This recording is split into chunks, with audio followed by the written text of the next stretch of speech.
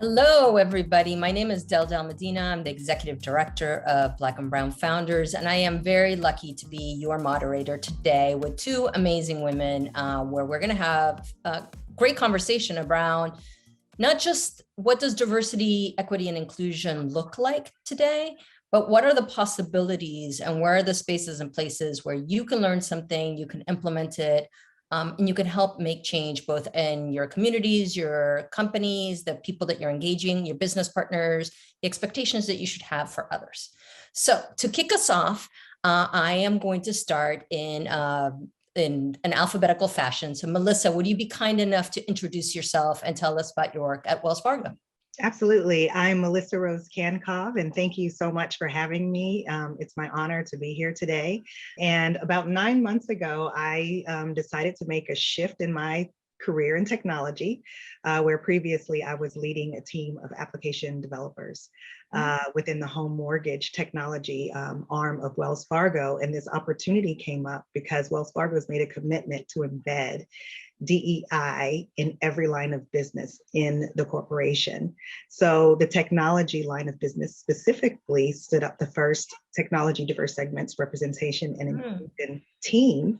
And I joined for external partnerships. And I am responsible for the external engagements at conferences and events, making sure that we are representing the brand well, that our values and our visions are well aligned with the organizations that we partner with, working very closely with Gigi Dixon and her team at the enterprise external engagements level. But what we are really focused on is increasing diversity within technology. Historically, we all know that we've kind of been shut out of some of that space. So I'm here to kick the door in and hold it open and get as many people into technology as possible at all levels of their career. And I'm also tasked with increasing our supplier diversity spend. Technology specifically is the largest consumer of all supply chain management and diverse supplier activity at Wells Fargo, our line of business specifically. So I have some really great partners that I'm working with to bring more diverse suppliers to the table, but also to increase the spend that we currently have with the existing diverse suppliers. Fantastic. Thank you so much for letting us know about your work and the way that you came to this. It's interesting that you came from a technology background, Right. and we'll come back to that later.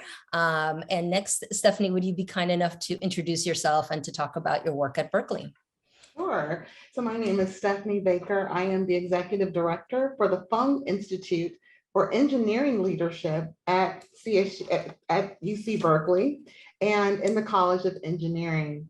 And so I came to UC Berkeley from Stanford. I was at Stanford for 14 years and had an opportunity to really dive deeper into what DEI is around academics and student services. And so my role here at UC Berkeley is to focus in on our mission is to create inclusive leaders that are able to solve the world's problems through innovation, technology, and collaboration. And so within that, looking at opportunities for DEI, the role that DEI plays in creating inclusive leaders. And so my responsibility here in the Institute is to look at faculty diversity or lecturer diversity within our program, looking at our student capstone projects and making sure that they're diverse. And then also looking at opportunities within our curriculum to integrate more diverse readers, learners, and different things like that, different concepts, diverse concepts into the leadership curriculum here at Berkeley. And so that's been really exciting. And then also looking at ways to help make an inclusive environment so that everyone within the team, whether they hold that level of leadership title or not, they're being given opportunities for leadership development. And so looking at ways to create those opportunities as a part of the actual development plan for the staff is also part of the role that I play here. Great. Thank you so much for sharing that. And it's and once again, we'll go back to the technology thing. But what I find interesting about both of you, you're working within very complex institutions and organizations that have many levels, and you're also trying to do this work across many different kind of factors. So there's the human factor, there's the sociological kind of community factor. There's also the goals that you need to meet. Like, how do you both, Stephany, if you'd be kind enough to start, and then Melissa can like finish us.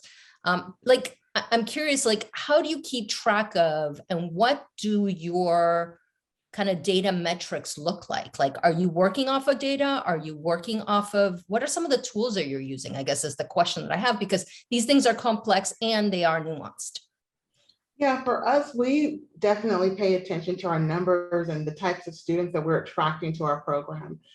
Because we are a UC university, of course, we're trying to figure out ways to bring more domestic students to our program. So we're always looking at the data. Right now, we are about 72% international. And so we're trying to figure out ways to definitely get more Black and Brown students interested in engineering. And so for us, we began to measure our DEI, looking at our admissions, our recruitment, who we're yielding, but then also not asking the question why the students aren't coming to here to UC Berkeley, but what can we do to attract them? And then what programs do we have in place to sustain their success once they arrive here? So it's not necessarily a matrix that we're using, but we're definitely looking at that data and using that data to inform the types of recruitment practices that we have, and then how we are going about hiring our lecturers and faculty. Fantastic. And I would say, as a Californian and a parent, this to me sounds like, to everybody else out there that's listening to this, that is from California, is a parent of a Black and or Latinx child, like, we should be talking to our children about engineering, and we should be educating them as to opportunities that are out there, and that you are looking for our kids, right? You're looking to engage our kids. Yeah, definitely. And that's really something that we've been struggling with. We're a master's program. And so when we look at the students and the undergraduate classes that are going into engineering, we don't see a lot of underrepresented minorities in those undergraduate programs. So then when it comes to the master's programs, they're not applying because they haven't been in that undergraduate program. So it's really about stepping back and figuring out, how do we get into K through 12 and start really encouraging those students, educating parents on the different professions that a student can go into with that engineering degree. I mean, look at the amazing pivot that Melissa made, so there's so many opportunities out there, but to really get our students excited about engineering, I think, is where it starts. Right. And Melissa, I'm curious also about your work. Like, how do you think about data? How do you think about data collection? How do you keep track of meeting the goals that you have? Because once again, you're working in a like thousands and thousands of people organization, and you have certain goals that you have. Wells Fargo is a small city. So just in our technology organization, we have 40,000 employees. Wow. Yeah, it's massive. So we are very heavily data driven. We rely completely on our data. And sometimes we have so much analysis that's happening that we sometimes bring in third parties to assist us with some of that work. And my mind was just going all different kinds of ways when you and Stephany were just engaging right now, because one thing that we decided to do at Wells Fargo just this past year was, for technology specific roles, particularly entry level and junior roles, we removed the 4-year degree requirement. And that removes a lot of barriers for Brown and Black young people that are interested in pivoting into a career in technology. So now we will take certifications, experience in equivalent to that degree. And that has really opened that door a lot for us. We're seeing a lot more people express interest in the roles that we have. And I'm also very proud to say that we now have a diverse talent pipeline that is also somewhat of an alternative to the standard university program entry point to Wells Fargo. So we are even looking internally into our call centers, our operations centers, into our branch system, and saying who has high technical aptitude, who shows great potential to be a developer, who has these skills specifically that are completely transferable to a career in technology, because there is the business of technology in addition to the technology itself.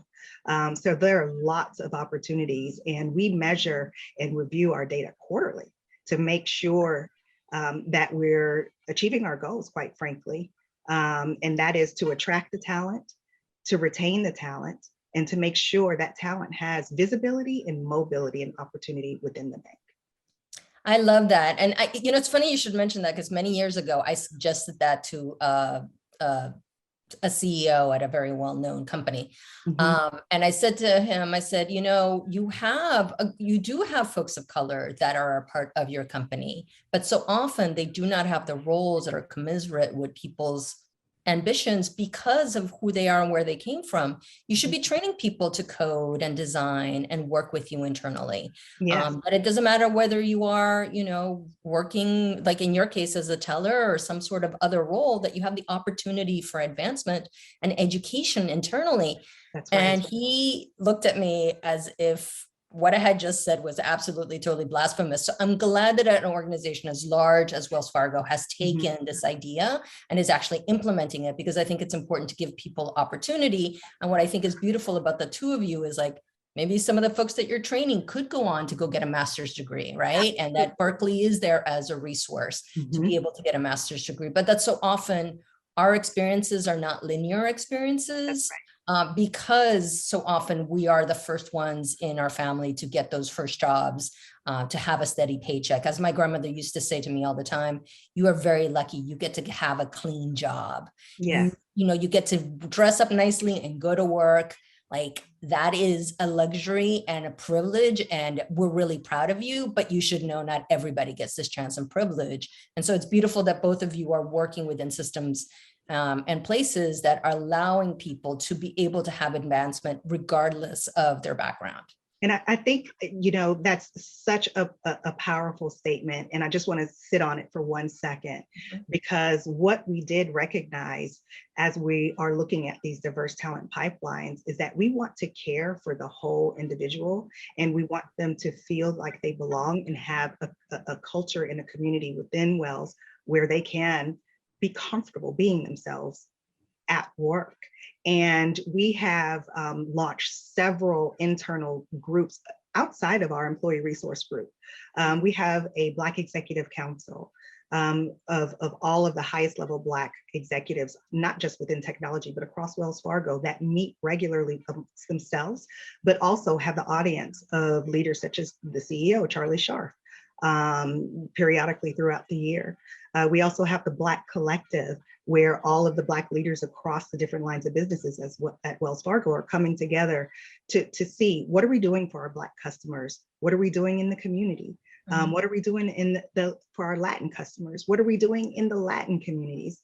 And one thing that we've adjusted to our diverse talent pipeline is training for the hiring managers to receive this first generation corporate worker that may not have had the warm welcome. We want to make sure that these leaders bringing in this talent care for that talent and understand the nuances culturally of their lived experience. So we don't just say, come, work with us. Now we're saying, hey, hiring manager, here's what our expectations are of you in welcoming this new talent to Wells Fargo. Yeah, because respect goes a long way, as we all know. So I'm going to switch us a little bit, because one of the things that so often when we're talking about DEI and the importance of it is that I think that there's a lot of myths about DEI. Is there something that you want to debunk or demystify around this? And I'm curious, Stephany, if maybe you can start us, especially from the point of view that you've had experiences that you've had professionally, but now in this role that you have, like, is there something that you've always have to debunk and demystify that you want to make sure everybody here listening comes away with? Yeah, I think, one of the most important things around these DEI initiatives that are popping up everywhere is that we tend to focus on one person leading the charge with the expectation that they're going to come in and bring all these amazing ideas around diversity, equity, and inclusion. And then we give them this charge to go off and to make it happen. And what we're really teaching our students here at Berkeley is that DEI has to be a framework that's institutionalized into the fabric of the organization. So while there may be one person in your organization that's driving it, there has to be a commitment at the top to integrate DEI into all of the decisions that are being made, looking at how DEI plays a role in your human resources, your hiring practices, but then also in inventorship opportunities. So when we look at a lot of technology companies, really figuring out opportunities for entrepreneurship, giving people inside your organization the financial tools that they need to go out and explore new ideas. Because when we have these diverse organizations, you have people coming to the table, not just the surface level diversity of, race, gender, all of those things, but when we start diving deeper to life experiences and the different types of skills that they bring to the table, creating opportunities for think tanks at these organizations is also so important. And so I would say, to leaders out there, especially in the tech world, look at ways to integrate DEI into everything that you do so that it's not just focused on the hiring practices, because that's what we talk a lot about, and then wanting to make sure that people have a sense of belonging. So we have these days where we celebrate diversity and all of that. Those things are important. We absolutely should do that. But we have to take it a step further to look at ways that we are actually investing in the development of not only our leveraging our staff, but looking at ways to give them opportunities to be innovative. Because sometimes it may be someone that is not high up, high in rank as it relates to a leader, but someone that's on the ground interfacing with those customers on a daily basis that may have an amazing idea, but if there's not a platform that's been created for them to share those ideas with the leadership, then that's an amazing idea that no one will ever hear. And so I think that that's really important when we start talking about DEI, and it's not always the type of DEI framework that's integrated into many of our company, the way that we do business. Yeah. No, it's really interesting that you're talking about that, it really being a part of everybody's work and everybody's responsibility, that it can't just be on one person. One person could be the one that sets up the system, but the system can't just rely on one person's work. Melissa, I'm curious, what is the thing that you want to debunk or demystify around DEI that you think it's important? I think it's important for people to understand it's not rocket science. It's really not complicated. Diversity of thought is so important, that you have all these different perspectives come together. So your organization is doing the right thing for everyone. If you're in a room and if you're making important decisions about your product, your programs, your offering, your services, and everyone in the room shares your same thought or they look exactly like you, then you're going to have a problem. And just expanding your aperture and being more inclusive and looking even at the value of intersectionality. It's very, very important. I was in a meeting recently and a question was raised, and it was a very sincere and thoughtful question because, people really, I have found, want to lean into this, and a lot of leaders are paying attention because it's very apparent, especially in the wake of the summer of 2020. There is a palpable shift in this moment. And I think it's important for people not to get hung up on numbers, because people will say, well, how much of my workforce should be, X, Y, or Z? And if you're thinking in numbers, DEI is not in your DNA. So let's focus on getting DEI in your DNA, where you don't have to ask these questions, because when you're in the room, it's so completely diverse, you are covering all aspects. Stephany had mentioned leadership and giving people this space. And one thing that I'm very happy to note for Wells Fargo particularly is that these DEI outcomes are now tied to executive compensation. Thank goodness. So that in itself is a game changer. Mm. That's a big game changer because now everyone's on the hook, right? And then on top of that, we've got real outcomes that we're driving to. We have real goals.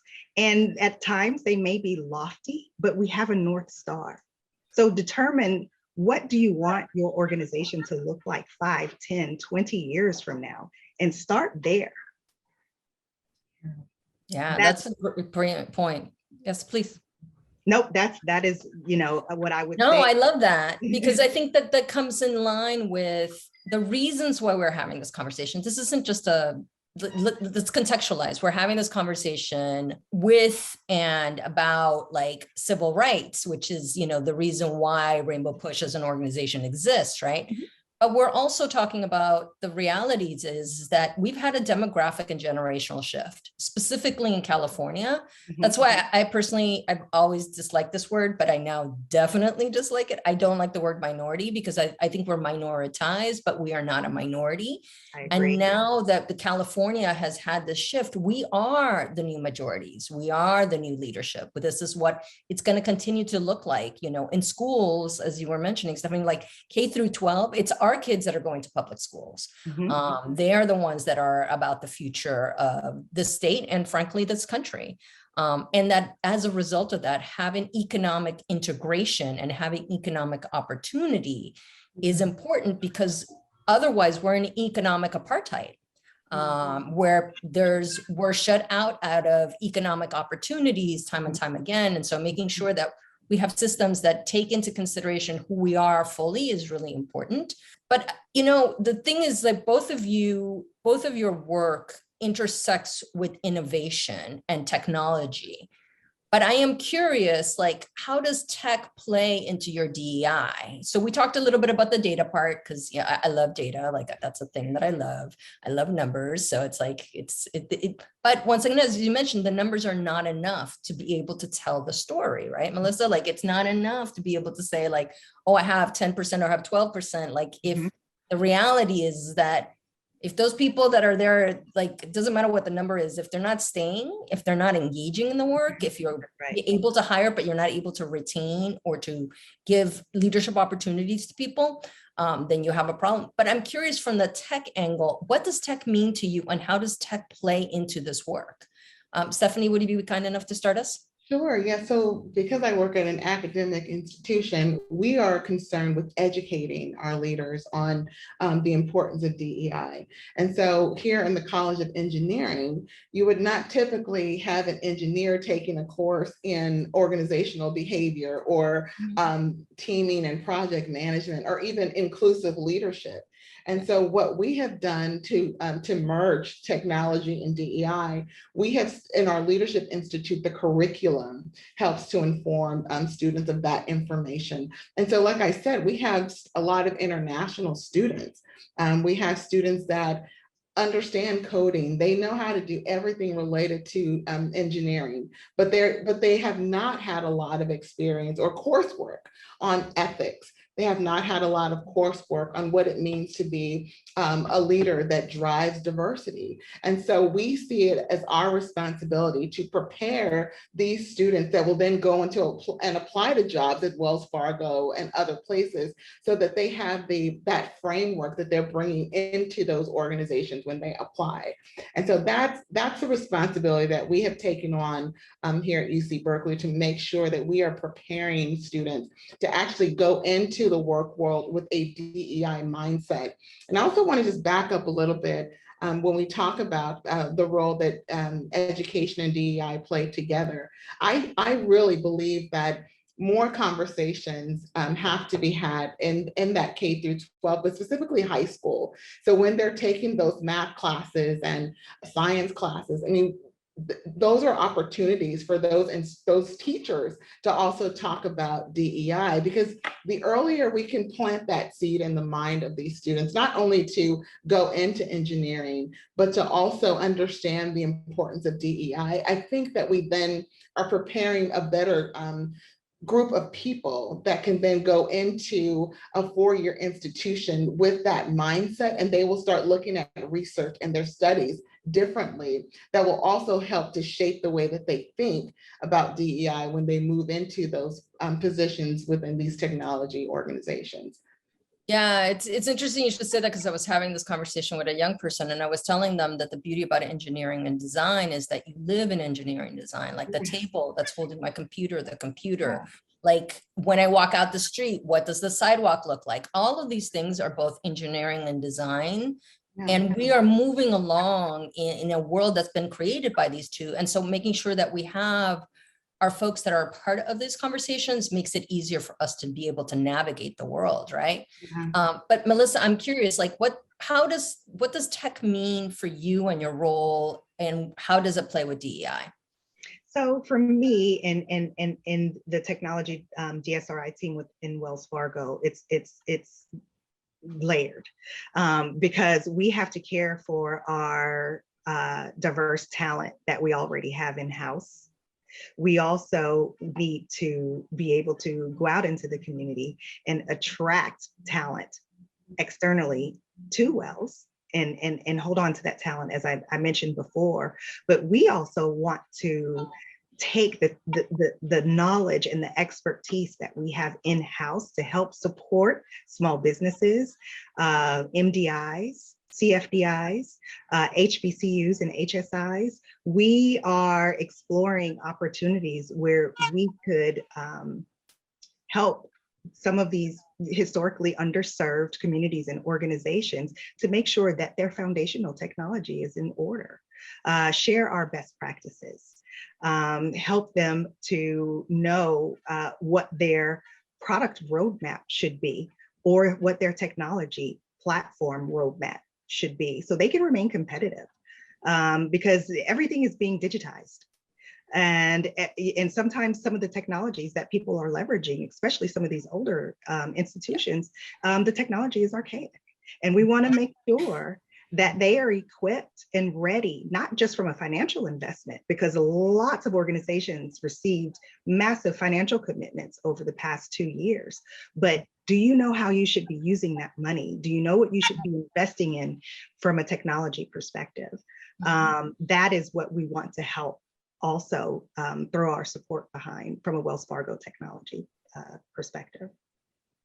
Yeah, it's funny you should say that too, because I recently had a situation where it was a medical thing and they were asking for a fax to be sent. And I was like, how?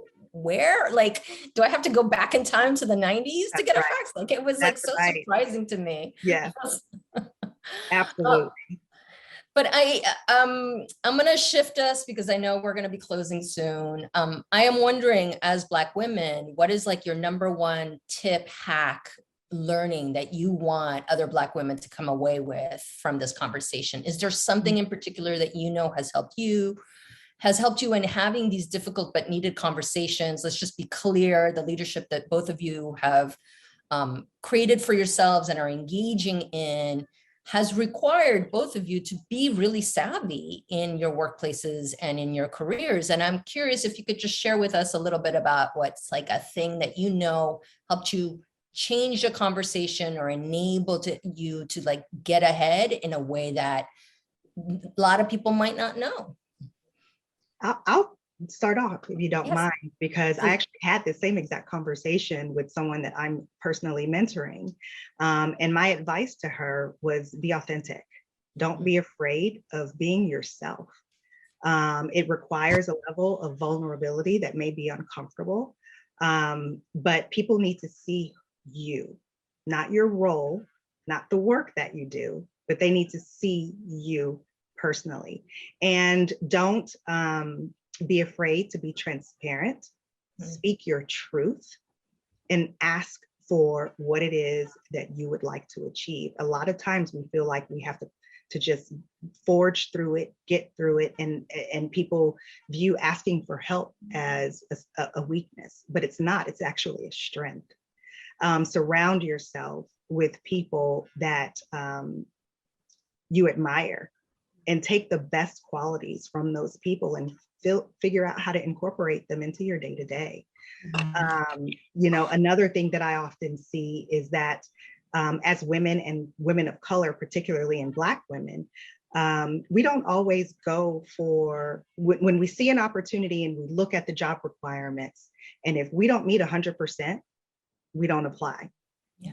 And I can tell you other people do not do that. They hit one requirement and they're submitting their resume. And we need to start doing that. We really need to not be afraid to go after it, because you know, sometimes you never know where you're going to land. So take those opportunities for sure. Stephany? Yeah, I would definitely say for me, the lessons that I've learned over the years is that to do your research, know your environment, and don't be afraid to speak up. When you see a gap within your organization, speak up. And most importantly, follow up with an email so that others are not taking credit for your work. So learning to speak up and follow up. And then also understanding that taking chances, and even if you fail, that is not a bad thing. You know, the fact that you fail at something means that you tried, and then it's an opportunity to get back up and to start over and to do it better than you did before. And so I think as African-American women of color, we often don't take those innovative opportunities to bring our ideas to the table. Sometimes we sit back and we wait to hear others' ideas. But I just encourage all women of color to own your voice. We all have a God-given creative mind. And so really own who you are, own what you bring to the table, your diversity. Even if you don't have a degree, you have life experiences, you have skills that you bring to the table that make you a valuable employee to that organization. And so I'll never be ashamed or afraid to bring that to the table boldly. Speak boldly, come to the table boldly, knowing that you are valuable. And then also take some time to tap into what your passions and your values are. You know, when I'm mentoring young women, I'm always asking them, write down your values, write down your passions, then look at the mission of your organization and figure out how you can integrate your passions and values into what that organization is doing. And then go to your supervisor and say, this is what I'd like to do. These are some areas that I see as a gap here within our organization, or an opportunity. And because it aligns with my passion and my values, I'd like to step up and take on that responsibility. And so that's one of the things that I've done in my career, just not being afraid to step up. And if I see an opportunity, I'll go for it. And sometimes it works, sometimes it doesn't, but it's made me definitely more a person that is able to look at the world through a more diverse lens, because I've taken those opportunities when others have just sat there. Fantastic. Well, I want to thank both of you for sharing both, you know, your experiences, your work, how you've gone about it, like the things that you know are shifting as a result of your work. But before we go, I am curious. Is there one thing that you know that in this year, by the end of this year, you want to have achieved? And if there's possibly people who are listening or watching this, that they should get in touch with you, what kind of opportunities are you looking for? Who could be a part of the work that you're doing? Stephany, do you want to start first? Yeah, so I'm actually teaching a leadership course here at UC Berkeley, and it's called Creating Inclusive Workplaces. And so working with some of the companies here in the Bay Area to just really bring this material to their organization. We talk a lot about what an inclusive workplace looks like. And so in a part of this curriculum, I introduced my 5 pillars of DEI in the workplace, which are acknowledgement, affirmation, agreement, action, and accountability. And so we dive deeper into those 5 pillars to really help leaders understand how to create an inclusive workspace. And so definitely, if there's opportunities where you would like for UC Berkeley to come out and share this coursework with your team, that would be something that we would be more than happy to do. Great. And Melissa? I'm actually forging relationships in the tech community. And I have been focused on tech organizations that champion diversity, equity, and inclusion. But I would like to challenge non-diverse organizations to get in now, be present, learn, ask questions. And if you want to share best practices on programming and what has been working well and what has not been working well, reach out to us. We all have to take responsibility for this. It is long overdue. This is something that I hope that we're still not talking about in this specific context in 25 years. If it's not now, then when? Exactly. Well, with those words of wisdom, I want to say thank you to all the folks at PUSHTECH, to Pastor Brian, to the whole team who's made this possible, to all the sponsors, volunteers, technical people who allowed us to be a part of this. Thank you so much for doing this. And if people want to follow you and engage with you, is there a way to do that? Melissa, would you let us know? Absolutely. I am on LinkedIn. Melissa Rose Kancov is my LinkedIn name and my real name. So look me up and I'll be happy to connect. Great. And Stephany? Yes, and I'm also on LinkedIn, Stephany Denise Baker. And you can also look me up here at UC Berkeley in the College of Engineering. Fantastic. Well, I'm Deldelp Medina, and you can find me at blackandbrownfounders.co. Well, thank you all for this conversation, and I hope that you have a great rest of your day. Thank you so much for having me. Oh, thank you.